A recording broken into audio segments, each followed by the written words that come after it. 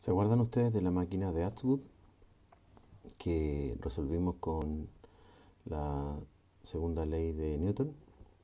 Bueno, en este caso la vamos a resolver usando conservación de energía y vamos a tener que considerar la inercia o el aporte de inercia que tiene la, la polea que está mencionada en este ejercicio. Bueno, pero leamos el problema. Dice, considere dos cilindros que tienen diferentes masas, M1 y M2, ¿estamos? ¿Ya? Conectadas por una cuerda que pasa por sobre una polea, como se muestra en la figura. ¿Ya? Y la polea tiene un radio R y cantidad de movimiento de inercia I alrededor de su eje de rotación. La cuerda no desliza en la polea y el sistema se suelta desde el reposo. Encuentra la rapidez lineal de los cilindros después de que el cilindro 2 desciende una distancia h y la rapidez angular de la polea en este mismo tiempo. Vamos a hacer varias consideraciones. Si la cuerda no desliza, ¿verdad? Esto significa que a medida que va avanzando la cuerda, la polea va teniendo exactamente la misma velocidad tangencial, es decir, la velocidad tangencial de un punto aquí en el extremo de la polea tendría exactamente la misma velocidad que la cuerda y la misma velocidad que de la masa M1 y de la masa M2, la velocidad lineal de ambas, ¿verdad? Por otro lado, en ninguna parte en el problema nos dice que hagan consideraciones de roce. El roce que podríamos haber considerado aquí es el roce que tiene el eje de rotación de esta polea, ¿no es cierto? Pero aquí, como no lo menciona, vamos a suponer que es despreciable y eso significa que podemos resolver el ejercicio aplicando conservación de energía, porque esto sería un sistema conservativo, ¿vale? Vamos a desplazar un poquito el problema, dejar una hojita en blanco. Esto va a quedar publicado en la web también como un archivo, como un dibujo, así que pueden acceder a él. Bueno, entonces, vamos a hacer, como podemos hacerlo por conservación de energía, vamos a aplicar la técnica que usábamos en conservación de energía, ¿ya? Que es básicamente vamos a dibujar aquí una polea, ¿verdad? Aquí tenemos la masa M1, ¿verdad? Y aquí tenemos la masa M2, ¿vale? Y M2 obviamente está a una cierta altura H. A esto es a lo que nosotros le vamos a llamar el instante 1, ¿ya? Y vamos a dibujar la misma situación, pero ahora ya cuando aquí ya bajó la masa M2 o subió la masa M1, ¿ya? Por lo tanto, claro, lo mismo que baja M1 tendrá que subir M2, ¿verdad? Y viceversa. Bueno, aquí me quedó un poquito extraño el dibujo. Bueno, no importa. Bueno, lo que tenemos que tener claro es que lo mismo que baja M2 tiene que subir M1, ¿vale? Eso está claro. Pero tenemos dos instantes, ¿ya? Ya. Entonces, ¿qué podemos decir? Bueno, como dijimos que era un sistema conservativo, ¿verdad? Entonces podemos decir perfectamente que la energía total del sistema tiene que ser una constante, ¿vale? ¿Y esto qué significa? Que la energía total en el instante 1, ¿verdad? Tendría que ser exactamente igual a la energía total en el instante 2, ¿ya? Entonces, ¿qué significa energía total? Significa la sumatoria de todas las energías. Entonces, nosotros, ¿qué energías conocemos? Conocemos energía, vamos usando cualquier orden, por ejemplo, energía cinética en el instante 1 más tendría que ser energía potencial instante 1 y ahora tenemos que hacer en este ejercicio la consideración de energía rotacional. Por lo tanto, vamos a hablar de la energía cinética rotacional, en este caso de la polea. ¿Estamos? Y bueno, y también en el instante 1. ¿Ya? Por otro lado, a los lados tenemos que hacer el equivalente, es decir, la energía cinética en el instante 2, ¿verdad? Y más la energía potencial en el instante 2 y finalmente la energía cinética rotacional, ¿no es cierto? También en el instante 2. Bueno, pero si ustedes se fijan, energía cinética en el instante 1, como nos decían que aquí en estas circunstancias, ¿no es cierto?, la velocidad era cero, ¿cierto? Así que no tenemos ningún tipo de energía cinética, así que no se nos va, ¿ya? Energía potencial sí tenemos en el instante 1, pues tendríamos energía potencial de la masa M1, ¿ya? energía cinética rotacional tampoco tendríamos porque nos dicen que parte de cero, así que esto también la podemos eliminar, ¿ya? Pero cuando hablamos de energía potencial, ¿no es cierto? Estamos hablando de energía potencial total. En este caso tenemos energía potencial de la masa 1 y la masa 2, ¿ya?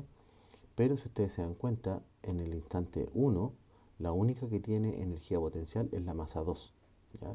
Yo tendría que escribir esto correctamente, tendríamos que hacerlo de esta manera. Deberíamos decir energía potencial, eh, energía potencial de la masa 1 en el instante 1 más energía potencial de la masa 2 en el instante 1, ¿no es cierto? Sería igual a la energía cinética en el instante 2. ¿Qué significa energía cinética en el instante 2? Significa eh, energía cinética de la masa 1, ahí quedó un poco feo, de la masa 1 en el instante 2, ¿verdad? Más energía cinética de la masa 2 en el instante 2, ¿verdad? Más, porque las dos tienen energía cinética, más energía potencial. Pero si ustedes se fijan, energía potencial, bueno, escribámoslo completo mejor, energía potencial de la masa 1, ¿no es cierto? En el instante 2, más energía potencial de la masa 2 en el instante 2, más energía cinética rotacional, ¿verdad?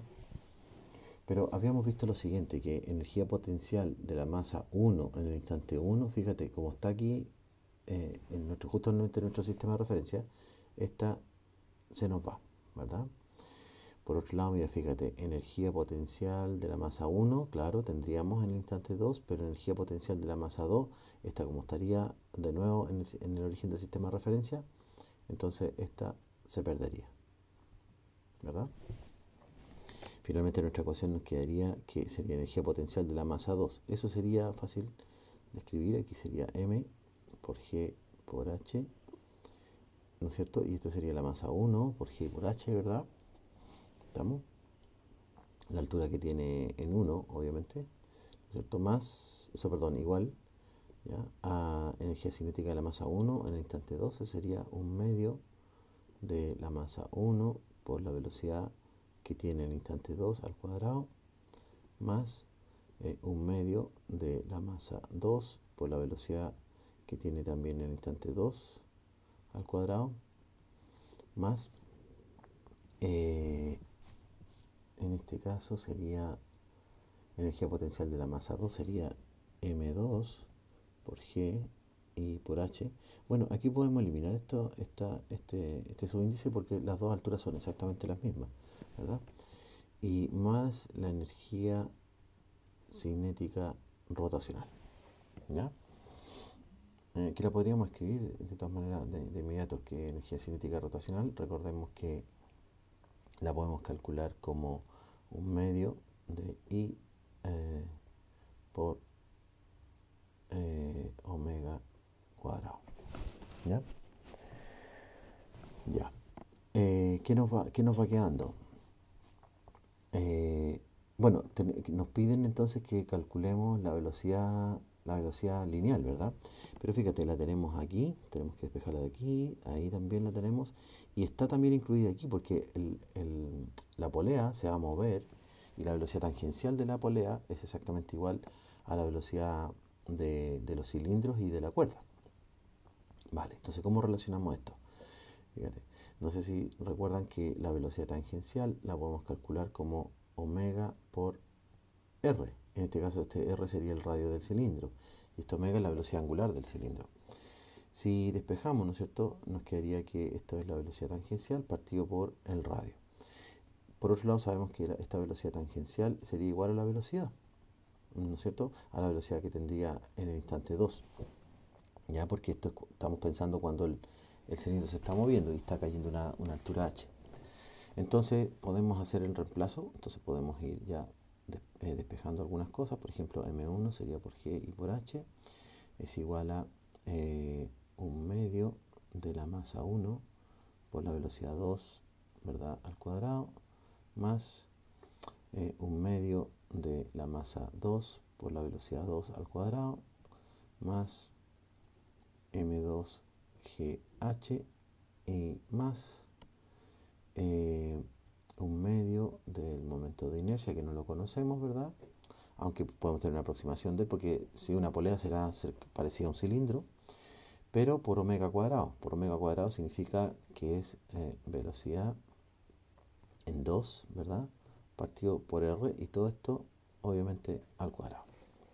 Entonces ustedes se fijan, finalmente tenemos velocidad aquí, velocidad 2 aquí, y tenemos la velocidad ahí también. ¿Ya? Entonces hay que empezar a despejar.